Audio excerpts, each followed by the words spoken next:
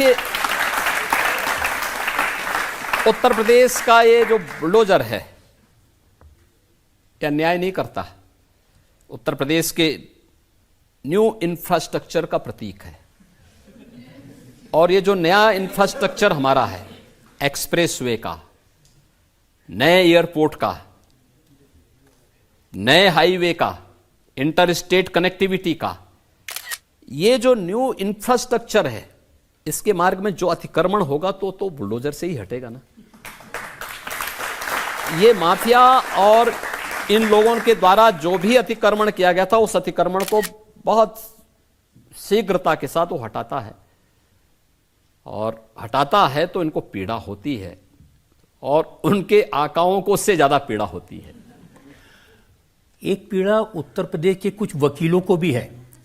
वकील कह रहे हैं कि यहाँ लॉ एंड ऑर्डर सुधर गया, माफिया खत्म हो गया, उसकी वजह से उनके पास केसेस आने बंद हो गए।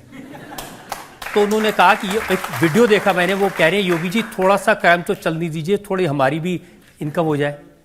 देखिए, अधिवक्ता समाज देश का नेतृत्व वर्ग है और उनके पास कार्य के लिए बहुत सारा समय है। वकालत के साथ साथ अभी तो उनके पास अगर कार्य करेंगे तो जो पेंडेंसी है न्यायालय की, न्यायपालिका की, इसको आगे बढ़ाएंगे तो अगले 10 वर्ष के लिए कार्य होगा। 10 वर्ष के बाद तब तक इतना समाज सेवा का काम करें कि पॉलिटिक्स में भी वह पीढ़ी फिर से आए, जैसे देश की आज़ादी के दौरान देश के अधिवक्ताओं ने लीड लिया था। और मुझे लगता है कि वह सामर्थ्य हमारे अधिवक्ता समुदाय के पास है और वो कर सकता है।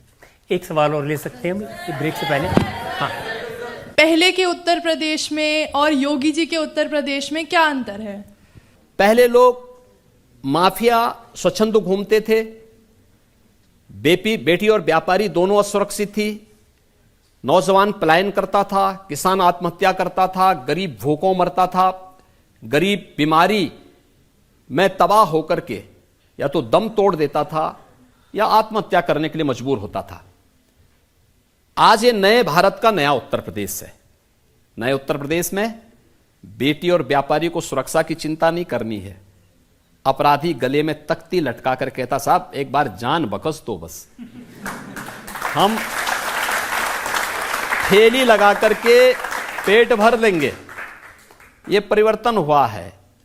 नए उत्तर प्रदेश में जो बड़े बड़े माफिया थे, जो पहले सत्ता का संचालन करते थे, जिनके सामने मुख्यमंत्री खड़ा हो जाता था, जिनको मुख्यमंत्री अपने सरकारी आवास में बुलाकर के महिमामंडन करता था, आज वही माफिया जब पुलिस का सामना होता है, जिसके पहले पीछे पीछे पुलिस दौड़ करके उसको सैल्यूट करती थी, जिसकी भैंस को ढूंढने के लिए पुलिस की कई टीमें लगती थी, आज जब पुलिस का सामना उससे होता है तो उसकी पैंटें गीली हो जाती हैं और वे लोग कांपते हुए दिखाई देते हैं, जान की भीख मांगते हैं, कहते हैं साहब बस हमें यूपी से बाहर कर दो, हम लोग दूसरे राज्यों में रह जाएंगे। कांग्रेस ने तो किया था ना ये सब काम, और समाजवादी पार्टी भी यही करती रही। तो एक भयमुक्त वातावरण दिया है, विकास के साथ यूपी को जोड़ा गया है, बिना भेदभाव के शासन की योजनाओं को लागू किया गया है, पर्व और त्योहार शांतिपूर्ण तरीके से यूपी के अंदर हो रहे हैं। और उत्तर प्रदेश देखिए आबादी में सबसे बड़ा था। जब 2017 में हम लोग आए, उत्तर प्रदेश देश की 6ठी अर्थव्यवस्था थी, और आज मुझे बताते हुए प्रसन्नता है कि उत्तर प्रदेश देश का रेवेन्यू सरप्लस स्टेट है और नंबर 2 की अर्थव्यवस्था है। सबसे तेजी के साथ आर्थिक क्षेत्र में बढ़ता हुआ राज्य है। भारत के इकोनॉमी का ग्रोथ इंजन बनने की सामर्थ्य ये नया भारत का नया उत्तर प्रदेश रख रहा है। इसलिए यही अंतर है कि पहले भय था, भूख थी, अराजकता थी, दंगा था, कर्फ्यू था। आज भयमुक्त वातावरण है, विकास है,